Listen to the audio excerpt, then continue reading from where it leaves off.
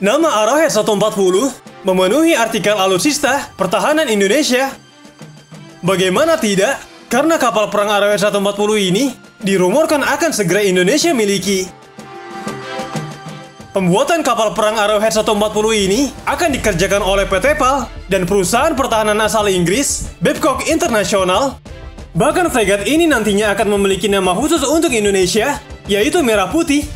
Penamaan khas Indonesia ini menunjukkan persetujuan kerjasama antara Babcock International dengan PT PAL.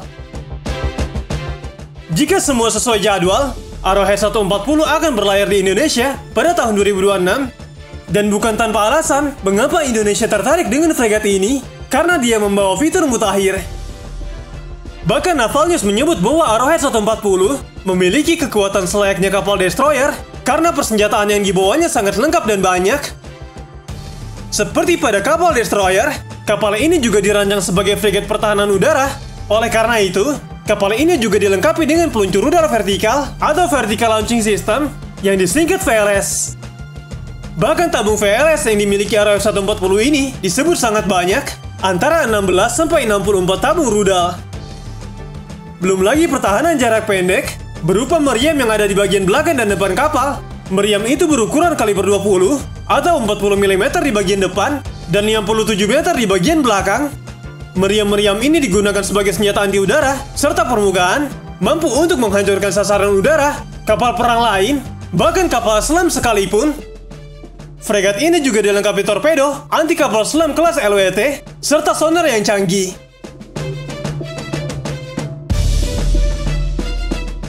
Kabar terbaru dari Arrowhead 140 Indonesia adalah sistem canggih yang akan dipasang oleh Turki. Arrowhead 140 Indonesia nantinya akan dilengkapi dengan sistem kombatan atau Advanced Combat Management System yang disingkat CMS, buatan pabrikan Turki, yaitu Havelsan. CMS sendiri adalah komponen utama combat system suatu kapal perang, atau bisa dibilang sebagai otak kapal untuk memudahkan awak kapal untuk mengoperasikan persenjataan dan lain sebagainya. Dengan CMS, awak kapal dengan mudah melakukan deteksi, alokasi, klasifikasi, hingga melepaskan serangan secara terintegrasi, tingkatkan kesadaran situasional staf komando, membantu penggunaan senjata dan sensor sistem pertempuran secara efektif, memberikan dukungan keputusan kepada staf komando untuk operasi yang dilakukan.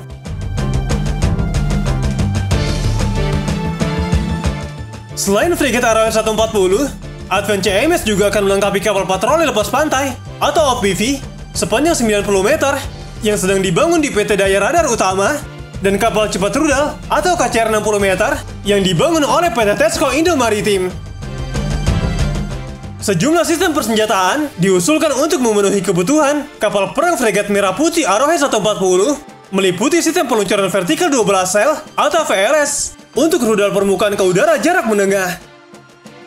Lalu VLS terpisah 12 sel untuk rudal permukaan ke udara jarak jauh, VLS 16 sel untuk rudal permukaan ke permukaan, 2 meriam laut 76 mm, dan sistem senjata jarak dekat 35 mm.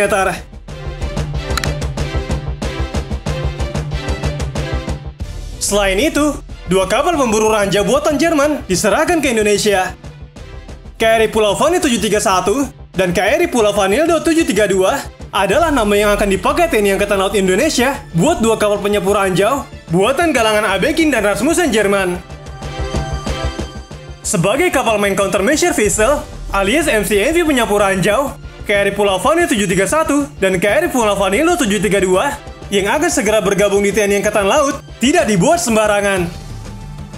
KRI Pulau Vanil 731 dan KRI Pulau Vanildo 732 yang selesai melakukan sejumlah inspeksi serta penilaian akhirnya resmi diserahkan oleh galangan Abekin dan Rasmussen kepada pemerintah Indonesia. 2 kapal berkemampuan pemburu ranjau untuk memperkuat jajaran TNI Angkatan Laut itu juga memiliki keunggulan sebagai kapal survei alur dan kontur bawah air serta Search and Rescue atau SAR secara terbatas. Sebagai kapal penyapu ranjau, KRI Pulau Vanil 731 dan KRI Pulau Vanildo 732 disebut memiliki sejumlah keistimewaan, di antaranya berbahan baja non-magnetik yang sementara ini hanya ada di galangan luar Indonesia. Kapal ini juga memiliki degaussing system untuk mengurangi kemagnetan kapal. Kapal ini juga dilengkapi penggerak motor elektrik untuk mengurangi tingkat kebisingan, memiliki dimensi yang lebih besar dengan panjang 61,4 meter dan lebar 11,1 meter.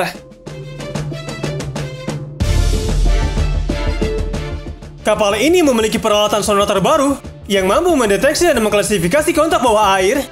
Ada juga ROV alias Remotely Operated Vehicles untuk identifikasi dan netralisasi ranjau. Kapal ini juga dilengkapi dengan USV atau Unmanned Surface Vessel, yakni kapal tanpa awak untuk pemburuan dan penyapuan ranjau.